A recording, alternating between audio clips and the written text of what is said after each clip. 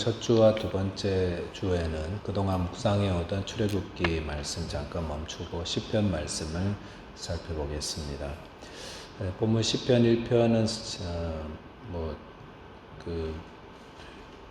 자리가 시편에 이제 제일 앞쪽에 있으니까 시편의 서론이다 이렇게 말씀드릴 수 있고요.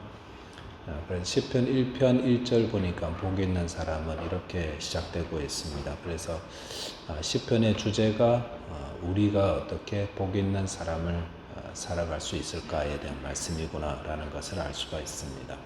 본문 통해서 주시는 말씀 함께 나누고 또 저와 여러분들이 복 있는 삶 살아가게 되시기 바라겠습니다. 첫째로 복 있는 사람은 죄를 멀리하고 말씀을 가까이 합니다 라는 겁니다. 1절에 보시면 복 있는 사람은 악인들의 꾀를 따르지 아니하며 죄인들의 길에 서지 아니하고 하며 오만한 자들의 자리에 앉지 아니한다 라고 하였습니다.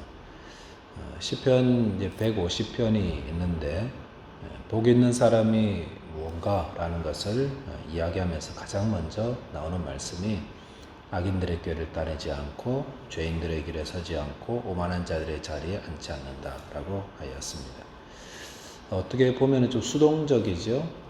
이것도 안 하고 저것도 안 하고 저것도 안 한다. 세상 사람들이 말하는 복이 있는 사람은 어떤 걸까 이렇게 하면은 다 이렇게 좀 뭘 취하고 거기에 있죠. 그래서 재력이 있어야 된다, 건강이 있어야 된다, 인맥이 좋아야 된다, 환경이 혹은 자녀들이 잘 돼야 된다, 강인한 정신력 이런 것들을 가지고 이제 복과 자꾸 연결을 하는데, 그런데 성경에서는 복 있는 사람은 이렇게 말하면서 가장 먼저 소개되는 것이 죄를 멀리한다. 그것을 따르지 않고 그것을 가까이 하지 않고 이런 것들. 그러니까 이 말을 조금 다르게 말씀드리면은 복 안 받는 사람은 어떤 사람인가? 죄를 가까이 하고 죄를 지으면서도 복을 얻으려고 하는 것. 절대로 그건 복이 아니에요. 죄를 지어서까지 복을 얻으려고 하는 것은 절대로 복이 아니다 라는 것을 이야기하고 있습니다. 그래서 이 말씀만 이렇게 비추어 보면은 오늘날 사람들이 복 받으려고 하는 여러 가지 방법들 생각해 보면 이건 복을 받으려는 게 아니라 스스로 복을 차내어 버리는, 스스로 비참해지는 그런 길을 가고 있다 이렇게 말씀드릴 수 있습니다. 죄를 짓고는 절대로 복을 받을 수가 없다. 복 있는 사람 되려면은 죄를 멀리해야 된다. 가급적 반드시 죄를 멀리해야 된다라는 겁니다. 왜 죄를 짓고는 복을 받지 못할까요? 그것은 복을 주시는 분이 하나님이시기 때문에 그렇다라는 겁니다. 복의 근원은 하나님. 그런 찬양도 복의 근원 강림하사 찬양도 있잖아요. 그러니까 제 아무리 복을 받으려고 그렇게 노력을 해도 복을 주시는 분이 안 돼 이렇게 해버리면은 그거는 복 받으려고 하는 게 오히려 재앙이 될 수가 있습니다. 복의 근원 되신 하나님께 복 받으려면 어떻게 해야 되는가? 답은 늘 나와 있어요. 답은 성경에 보면 죄를 멀리하라, 죄를 짓지 마라, 죄를 짓는 자들과 함께 앉지도 마라. 이게 제일 중요하지요. 제일 중요한 거. 죄를 가까이 하니까 자꾸 복이 오려다가도 그 복이 자꾸 재앙이 되는 겁니다. 죄라는 것은 인간의 행복을 끌어내리는 원인이 되었습니다. 에덴 동산만큼 복된 곳이 어디 있었습니까? 지상천국 파라다이스라고 하는데 거기서 그걸 누리지 못하고 쫓겨난 이유는 딱 한 가지. 아담과 하와가 죄를 지어서 그렇다라는 겁니다. 죄를 지으면 절대로 복되지 못합니다. 복의 자리에 있어도 죄 지으면 그게 다 날아가 버리는 겁니다. 그거는 창세기에서도 마찬가지, 지금도 마찬가지입니다. 죄를 짓고 복받을 생각은 꿈에도 하지 마라. 이것이 성경을 통해서 배우는 가르침입니다. 죄를 짓고 받는 복 다 거품입니다. 한순간에 다 날아가 버리는 겁니다. 나중에 땅을 치고 후회하고 그렇게 되죠. 그래서 저와 여러분이 가장 힘써야 되는 거 죄를 멀리해야 합니다. 그리고 혹시 죄를 지었더라면은 속히 회개하고 하나님께 용서를 구해야 됩니다. 2절에 보시니까 오직 여호와의 율법을 즐거워하여 그의 율법을 주야로 묵상하는도다라고 했습니다. 복 있는 사람은 하나님의 말씀을 가까이 하고 또 그것을 즐거워하고 그걸 늘 묵상하고 그것으로 인도함을 받는 자다라는 것을 말씀하십니다. 어떤 사람이 하나님의 말씀을 즐거워하고 또 그것을 늘 묵상할까요? 성경에 대한 바라보는 관점이 좀 다를 것 같아요. 어떤 관점일까요? 성경은 막 지겹고 이게 아니고 이건 하나님의 말씀이에요. 이 말씀을 통해 내 삶의 지침이 된다. 그리고 이 말씀을 따를 때 나는 가장 복된 길을 걸어가게 된다라고 이렇게 받아들이고 믿는 분이 하나님의 말씀을 통해서 유익을 얻기 위해서 그 말씀을 진지하게 그렇게 보겠죠. 그리고 거기서 답을 찾으려고 하겠죠. 그리고 하나님 말씀이 가르치는 대로 순종하려고 하겠죠.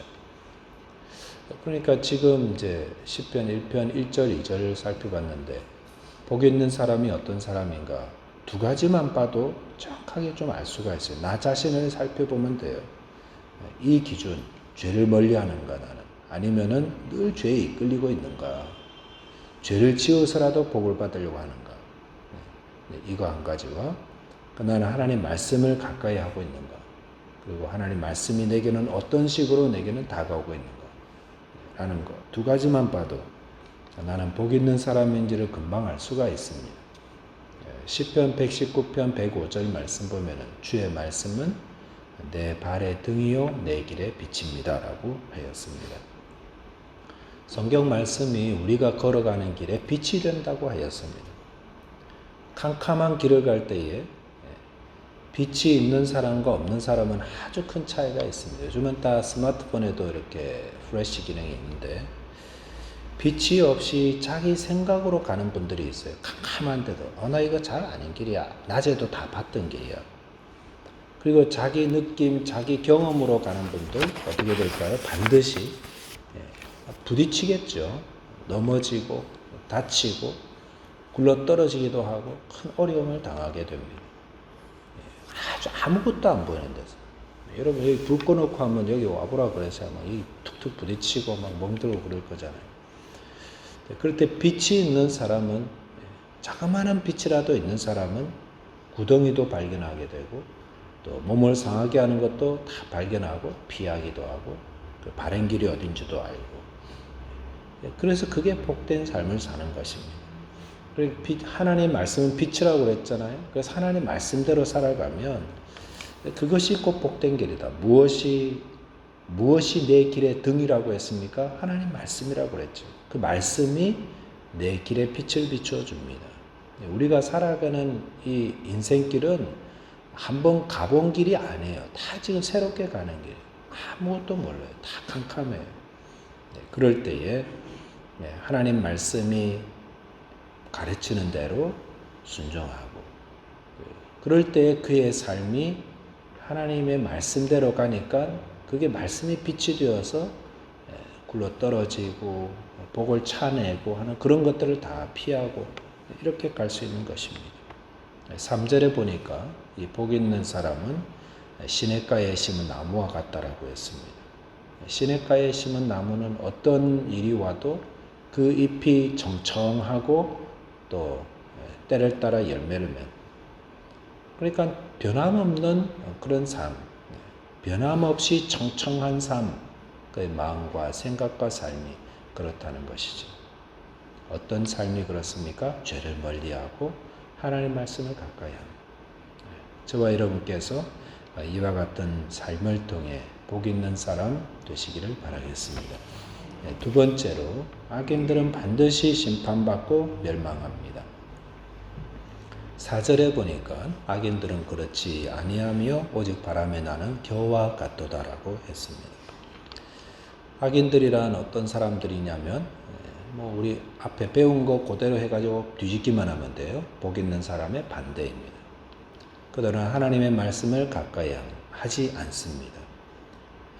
대신 그들이 가까이 하는 것은 죄입니다. 죄가 그들의 길에 등이 되고 빛이 됩니다. 그래서 한때 승승장구하는 것 같지만 그들은 뭐라고 했습니까? 바람에 나는 겨와 같다라고 했습니다. 그 고대 이스라엘 사람들이 그 농사를 지었는데 농사 지을 때 추수한 곡식을 알곡과 겨로 이렇게 분리하는 일들을 수작업으로 다 했습니다. 그러니까 늘 하는 게 이렇게 그 곡식에서 그 겨를 벗겨내 가지고 알곡하고 겨하고 분리하는 그런 일을 했는데, 그러니까 그걸 뭐 옛날 농사 지으면 다 아시겠지만 그 곡식을 막 때리죠. 도리깨나 여기는 키로 이제 때린다 그러는데, 혹은 마차로 이렇게 그 위를 지나가게 하고 그러면서 알곡과 겨가 이렇게 분리되면 그리고 그걸 이제 바람에다가 이렇게 날리잖아요. 바람 날리면은 겨는 이렇게 가서 쌓이고 알곡은 도도독 다 떨어지고. 그런데 그런 과정을 보면서 이스라엘 사람들이 무엇을 생각했냐면, 이게 겨라는 게 이게 이렇게 분리되면 나중에 다 이제 불 때는 것으로 버려버리니까, 이게 지금 멸망받는 자들, 악인들의 모습은 저런 게겠구나. 이 금방 연상이 되는 겁니다. 그러니까 오직 바람에 나는 겨와 같도다. 그는 심판이에요, 심판. 하나님께서 손에 키를 들고 타작마당에서 알곡과 겨를 분리해 내신다. 그래서 악인들은 버려지는 존재, 불꽃 가운데 살라지는 존재. 누가 겨와 같은 존재인가? 죄를 따라 어리석은 삶을 살아가는 자의 모습 말씀하고 있습니다. 하나님의 거룩한 심판의 바람 앞에서 겨들은 피할 데가 없습니다. 피할 데가 없습니다. 그래서 5절에 보니까 그러므로 악인들은 심판을 견디지 못한다라고 했고, 죄인들은 의인들의 모임에 들지 못한다. 감히 겨가 알곡에 낄 수가 없는 거예요. 하나님의 엄유하신 심판의 그 눈길이 겨가 악인에 들어오게 하지 않는다라는 것입니다. 죄를 가까이 하고 하나님 말씀을 멀리하고 반드시 그의 운명은 심판의 자리에 떨어지게 된다. 그래서 예수님 말씀하신 부자와 나사렛 비유에 보면 부자는 그런 자기가 죽고 난 다음에 그런 거 갈 거라고 상상도 못했을 겁니다. 그들의 기대처럼 되는 게 아닙니다. 뭐 죄 좀 짓다가 그렇게 죽으면은 뭐 인생이라는 게 뭐 그렇게 어려운 거야. 어떻게 하면 뭐 되겠지. 절대로 그런 기대대로 되지 않습니다. 부자가 죽고 난 다음에 깨달은 게 뭐냐면은 자기와 자기 형제들이 대충 살았다는 거예요. 그냥 누릴 거 다 누리고 죄 짓고 짓고 하면서. 근데 와보니까 그게 아니어서 자기는 뭐 늦었지만 자기 형제들에게는 좀 가서 이야기 좀 해달라고 그렇게까지 이야기했습니다. 악인들에게 임하는 심판은 그들이 기대했던 것처럼 되지 않습니다. 하나님의 엄미하신 심판의 불꽃 아래에서 멸망의 삶을 삽니다. 그래서 본문 6절에 보시면 이렇게 말씀합니다. 무릇 의인들의 길은 여호와께서 인정하시나 악인들의 길은 망하리로다 라고 말씀하였습니다. 4절, 5절, 6절에서 계속 말씀하는 게 뭐냐면 악인들은 절대로 심판 못 피한다. 악인들은 절대로 심판 못 피한다. 그래서 지금 악의 길을 가고 있다면 빨리 회개해라 하고 하나님께 돌아오라. 그리고 우리가 장차 우리에게 임할 하나님의 심판을 두려워할 줄 알고 준비하는 삶을 살아야 된다라고 말씀하고 있습니다. 히브리서 9장 27절 말씀, 한 번 죽는 것은 사람에게 정해진 것이요 그 후에는 심판이 있다고 말씀하셨습니다. 하나님께서 말씀을 통해 이미 다 알려주셨어요. 심판의 자리에 제일 중요한 것은 심판자가 어떤 기준을 가지고 있는가라는 건데, 그 기준을 미리 다 보여주셨어요, 우리에게. 심판자 되시는 하나님이 인정받으려면 그분에게 성경 말씀에도 죄를 멀리해라, 말씀을 가까이 해라. 저와 여러분이 오늘 말씀을 통해서 죄를 멀리 하시기 바랍니다. 죄의 유혹 앞에 이겨나가시기 바랍니다. 그리고 하나님 말씀을 통해서 오늘 주님이 주시는 가르침 완전히 순종하여서 오늘 하루 또 내일 하루가 다 복된 삶, 복된 자의 삶 되시기를 바라겠습니다. 기도하겠습니다. 하나님 아버지 감사합니다. 캄캄한 인생길 걸어갈 때에 하나님의 말씀이 저희의 길을 환히 비춰주셔서 실수하고 넘어지고 그릇된 길 가지 않도록 순간순간 보호해 주시고 인도해 주셔서 감사합니다. 주의 말씀만 붙들고 살아가는 자 되게 해주시고 혹 우리에게 날마다 밀려오는 죄의 유혹들을 주님 이겨나갈 수 있도록 주님께서 도와주십시오. 그래서 하나님 주님 앞에 섰을 때에 잘했다 칭찬 듣는 주의 백성 되게 하시고 이 땅에서도 복을 받고 또 저 하나님 나라에서도 영생 복락의 삶을 누리는 저희 모든 인생들 되게 하여 주옵소서. 우리 주님 예수 그리스도 이름으로 기도하옵나이다. 아멘.